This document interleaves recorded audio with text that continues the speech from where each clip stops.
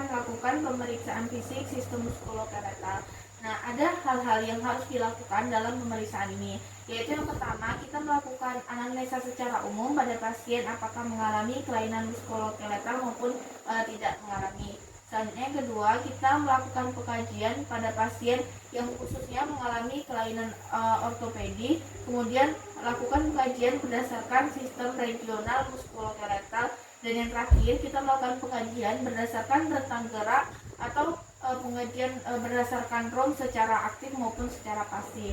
Nah, dalam melakukan pengajian atau anamnesa pada pasien dengan kelainan ortopedi itu ada 3 keluhan utama pada pasien yang mengalami kelainan ortopedi. Yang pertama itu ada keluhan nyeri atau deskripsi nyeri. Nah, cara untuk mengkaji dari keluhan nyeri pasien ini kita bisa melakukan pengajian dengan PQRST. Nah, di PQRST kita melihat bagaimana di mana nyerinya, kemudian kualitas nyerinya, kemudian kapan terjadinya, serta durasi nyeri maupun waktunya dari nyeri tersebut. Kemudian kita kaji keluhan yang berhubungan dengan perubahan bentuk atau deformitas, bisa terjadi karena adanya tumor ataupun adanya trauma lainnya. Kemudian kita juga melakukan pengkajian pada disfungsi otot atau tulangnya, apakah ada kelainan bawaan dari pasiennya atau bisa juga dari adanya tumor. Kemudian kita juga harus melihat bagaimana riwayat penyakit terdahulu dan riwayat penyakit keluarga pasien. Kemudian kita melakukan pengkajian fisik muskuloskeletal atau bagaimana pasien berjalan. Nah, pada saat pasien berjalan itu kita lihat di saat dia mulai datang ke kita, pada saat dia datang untuk berjalan, kita lihat bagaimana kondisi jalannya, apakah jalannya miring, tidak sesuai, seperti misalnya bahunya itu ada yang naik, kemudian atau ada di bagian kakinya itu jalannya tidak normal, kemudian kita juga apakah di bagian pelvisnya itu turun. Nah, seperti itu. Kemudian kan ada juga 3 hal yang dilihat dari cara berjalan. Jadi cara berjalan itu ada analgetic gait, static gait, dan Trendelenburg gait. Selanjutnya kita juga melakukan pemeriksaan tonus otot atau kekuatan otot. Ini dilakukan ketika pasien dalam kondisi rileks, bisa dilakukan baik ketika pasien berbaring ataupun bisa dilakukan pada saat duduk.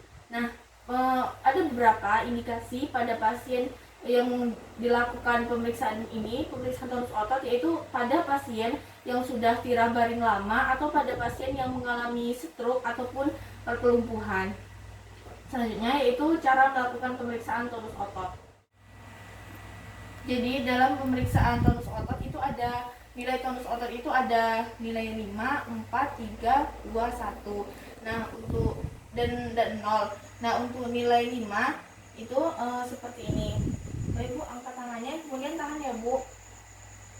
Nah, di sini pasien setelah mengangkat tangan itu pasien mampu melawan gravitasi dan mampu melawan tekanan yang saya berikan, itu nilainya 5. Selanjutnya untuk nilai 4, angkat tangannya, Bu. Nah, pasien itu dapat melawan gravitasi tetapi dia tidak melawan tekanan. Nah, itu diberi nilai 4. Selanjutnya untuk nilai 3, angkat tangannya, Bu. Nah, di sini pasien itu lemah dan langsung terjatuh, itu kita beri nilai 3. Selanjutnya untuk nilai 2, Ibu angkat tangannya. Nah, pasien itu tidak mampu mengangkat tangannya, tapi kita bisa melihat bahwasannya pasien ini menggerakkan atau menggeser, ada usaha menggerakkan, menggeser, terlihat pada tangannya. Nah, itu kita beri nilai 2. Kemudian untuk nilai 1, angkat tangannya, Bu. Nah, itu pasien itu tidak dapat mengangkat tangannya, tapi pada saat kita raba itu terasa bahwasanya pasien ini berusaha untuk mengangkat tangannya. Selanjutnya untuk nilai yang 0 itu tidak ada pergerakan sama sekali. Kemudian apabila nilai untuk 2, 1, dan 0 itu kita lanjutkan dengan melakukan pemeriksaan atrofi otot. Nah, caranya yaitu kita cek terlebih dahulu otot yang ada di tangan kita. Caranya kita pegang lengannya, kemudian kita fleksikan. Nah, di sini terasa pada tangan kita, pergerakan otot di tangan kita. Jika kita sudah bisa merasakan pergerakan otot di tangan kita, selanjutnya kita lakukan juga ke pasien. Ibu coba diangkat. Nah, di sini kita tahu pasien sudah menggerakkan tangannya ke atas, kemudian kita sudah megang. Nah, ketika kita bisa merasakan pergerakan otot di lengan pasien itu sama rasanya dengan yang kita rasakan di lengan kita, itu berarti pasien itu tidak mengalami atrofi otot. Tetapi kalau seumpamanya pasien tidak sama dengan yang kita rasakan di tangan kita pada saat kita fleksikan, berarti pasien mengalami atrofi otot. Nah, selanjutnya kita lakukan inspeksi dan palpasi secara umum untuk pemeriksaan sistem muskuloskeletal berdasarkan sistem regional.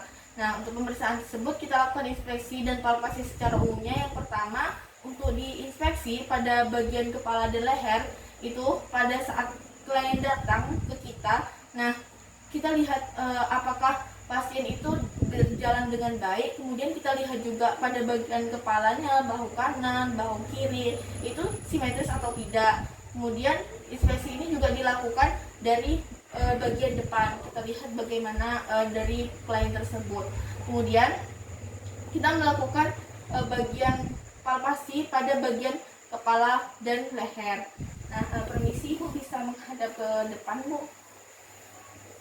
Nah, di sini perawat itu berada di bagian belakang.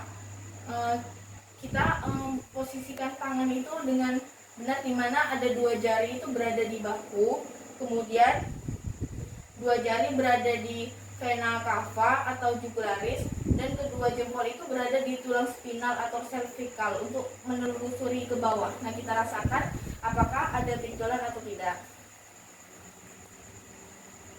Nah, selanjutnya untuk kedua jari yang di bahu itu kita naikkan, kemudian kita telusuri itu dari leher sampai ke kelenjar tiroid. Itu untuk kita lihat juga apakah terasa ada benjolan atau tidak. Nah, kita telusuri. Selanjutnya kita lanjutkan ke bagian bahu. Nah, kita raba apakah di bagian bahu ini ada benjolan atau tidak. Apakah ada deformitas atau ada bunyi klik atau patahan pada tulang. Baik Bu, apakah ada terasa nyeri Bu? Ya, baik. Selanjutnya kita melakukan pemeriksaan bahu baik bagian kanan ataupun bagian kiri. Nah, tangan kita berpindah ke satu sisi kanan atau kiri. Di sini saya berpindah ke sisi kanan. Nah, kita satukan satu tangan kita memfiksasi dan satu tangannya lagi meraba dan menekan. Ibu, apakah Ibu merasakan nyeri atau tidak Bu? Baik, selanjutnya kita turun ke pergelangan tangan. Ibu, coba diangkat tangannya Bu. Nah, di sini kita lihat apakah ada masalah atau tidak pada saat pasien mengangkat tangan. Lalu minta pasien untuk mengangkat tangannya baik ke samping dan ke bawah. Ibu coba diangkat ke samping, ke bawah. Baik Bu, bagus sekali ya Bu. Selanjutnya minta pasien untuk melakukan pergerakan leher seperti abduksi, aduksi, rotasi dalam dan atau rotasi luar. Nah, Ibu bisa mengikuti saya. Apakah bisa menunduk seperti ini? Bagus, Ibu angkat lagi ke atas seperti ini. Selanjutnya apakah ke kanan? Coba Bu, bisa ke kanan gini dan ke kiri. Bagus sekali ya Bu. Nah, kemudian kita lakukan pemeriksaan pada bagian siku dan tangan pasien. Ibu boleh Ibu menghadap ke saya lagi Bu. Nah, pada saat ini pertama kita inspeksi terlebih dahulu apakah ada benjolan atau tidak. Kita inspeksi, kemudian kita lakukan perabaan pada bagian siku. Digerakkan. Nah, kita raba di sini apakah terasa atau tidak. Nah, selanjutnya di sini kita sudah melihat di bagian pergelangan tangan ada benjolan atau tidak. Kemudian kita minta pasien Ibu coba digerakkan tangannya seperti ini Bu, atas ke bawah, baik ke kanan kiri. Baik, terima kasih Bu, bagus sekali. Nah, selanjutnya kita melakukan pemeriksaan bagian punggung. Ibu boleh menghadap ke arah sebelah sana Bu. Ya, baik, terima kasih Bu. Nah, di sini kita lihat apakah pertama itu kita inspeksi apakah pasien itu mengalami kifosis, lordosis, skoliosis ataupun ada mengalami gibus. Nah, gibus itu dimana di sini itu terlihat dia tuh benjolan, terlihat seperti benjolan seperti itu. Kemudian kita melakukan perabaan hingga ke bagian abdomen. Tujuannya itu untuk mengetahui apakah ada deformitas, benjolan ataupun kelainan pada tulang pasien. Nah, di sini kita minta pasien untuk duduk tegak. Ibu duduk tegak ya. Perabaan untuk mengetahui apakah ada deformitas, benjolan atau ada kelainan pada tulang punggung pasien. Baik, selanjutnya bagian depan, Ibu boleh menghadap ke saya, Bu. Nah, ini dilakukan di bagian dada sampai ke bagian abdomen seperti pada bagian punggung tadi untuk mengetahui apakah ada benjolan atau tidak. Permisi ya, Bu. Nah, kemudian pada saat di bagian abdomen kita lakukan tekanan, kemudian Ibu tarik nafas, Bu.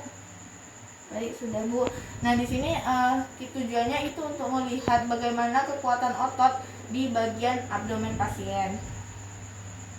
Nah, selanjutnya kita akan melakukan pengukuran apakah ada kesenjangan antara kaki kanan dan kaki kiri. Nah, baik, sekarang kita lakukan pengukurannya, yaitu ada dua cara dalam melakukannya, itu perbandingan pengukuran. Yang pertama, kita ukur jarak antara sias dan malleolus.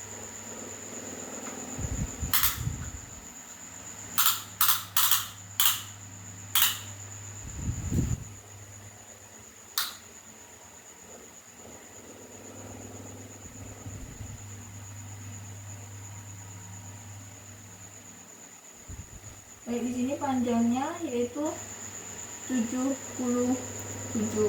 Kemudian kita lakukan juga di kaki kiri. Baik, itu sama, panjangnya yaitu 77. Kemudian yang kedua kita ukur yaitu jarak antara pusat dengan malleolus.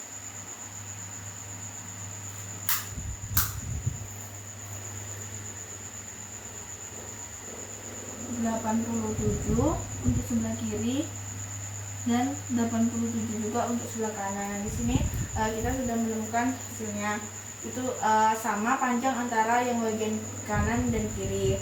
Selanjutnya yaitu kita melakukan uji valens, di mana yang kita lakukan untuk uji valens itu untuk melihat apakah pasien mengalami suatu sindrom atau tidak, seperti misalnya biasanya itu sindrom Turner carpal, dimana caranya pertama kita luruskan tangan, kemudian itu kita lipatkan tangan seperti ini, kita tarik, kemudian kita lipatkan tangan, diletakkan, diarahkan di bagian bawah, kemudian kita tahan selama 60 detik ataupun 1 menit. Nah, jika pasien itu merasakan kesemutan di bagian di bagian pergelangan ini, itu maka si pasien ini dicurigai mengalami sindrom Turner carpal, tapi di bagian pergelangannya, bukan di bagian siku-sikunya. Kemudian selanjutnya itu uji Tinels. Nah, uji Tinels itu pemeriksaan di bagian pergelangan tangan. Nah, kita lihat bagaimana pergelangan tangan itu nih, dengan kita tekuk seperti ini. Nah, kemudian kita sudah temukan bagian sini, kemudian kita rilekskan tangan kita, lalu kita perkusi sebanyak 3 kali. Nah, jika setelah kita perkusi selama 3 kali, kemudian pasien mengalami kesemutan, maka disebut Tinel positif. Kemudian ini juga bisa dilakukan dengan patella refleks Hammer. Nah, refleks patella sama seperti dengan menggunakan tadi, yaitu 3 kali. Nah, di sini kita melihat bagaimana apakah ada kesemutan atau tidak pada saat dipukul ataupun pada setelah dipukul tadi. Kemudian kita lihat bagian refleks patella. Di sini kita lihat posisi kakinya rileks ya, Bu. Di sini dalam keadaan rileks. Jika pasiennya itu tidak bisa duduk di tepi, ini juga bisa kita lakukan kalau tidak bisa dilakukan di tempat tidur, bisa juga dilakukan ketika saat duduk. Tetapi kaki ini tidak menyentuh pada bagian lantainya. Caranya yaitu rileks saja, Bu. Nah, kemudian kita pukul. Nah, di sini ada pergerakan dari si pasien tersebut. Selanjutnya kita lihat tanda balon. Nah, cara melihat tanda balon ini di bagian lutut, nah kita pegang pada bagian patella, kita lakukan fiksasi seputar patella, kemudian kita lihat apakah ada benjolan atau tidak, dan kita gerakkan kita lihat, kita rasakan apakah dia itu ada terasa cairan atau tidak. Jika tidak ada, maka berarti tidak ada benjolan. Nah, untuk pemeriksaan tanda balon itu kita fiksasi lagi, kemudian kita rasakan bagaimana pergerakannya, ada pergerakan cairan atau tidak. Nah, dan ini diindikasikan untuk melihat apakah ada tanda penumpukan cairan pada patella dengan pasien seperti misalnya karena pasien mengalami kelebihan volume cairan atau pada pasien yang mengalami kelainan pada peredaran darahnya, seperti itu. Baik, sekian video pemeriksaan fisik sistem muskuloskeletal dari saya. Wassalamualaikum warahmatullahi wabarakatuh.